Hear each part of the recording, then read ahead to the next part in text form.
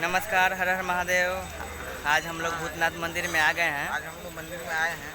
हम लोग का YouTube channel Kundan Yadav official Bhojpuri का हैप्पी बर्थडे है। 1 साल पूरा हो गया है, इसलिए हम लोग महादेव जी के आशीर्वाद प्यार लेने आए हैं। ये भूतनाथ मंदिर कोलकाता में है। ये देख लीजिए, हम सागर, मेरे प्यारे भाई, मेरे मामा जी सब साथ में हैं और दिखाते हैं आप लोग को। आगे चलते ऐसे मंदिर का अंदर पूरा गेट, पूरा मंदिर। जय माता दी मंदिर, ये मंदिर। जय माता दी। आशीर्वाद प्यार बनाए रखिए, आशीर्वाद प्यार बनाए रखिए माता। हम लोग निकल चुके हैं मंदिर से। हम लोग पूजा कर लिए हैं, बहुत अच्छे से पूजा कर लिए हैं। हम लोग अब जा रहे हैं घर अपने। भोलेनाथ जी अब आशीर्वाद प्यार बनाए रखिए, सब आपके हाथ में है। जय महाकाल, जय महाकाल, हर हर महादेव। हर हर महादेव।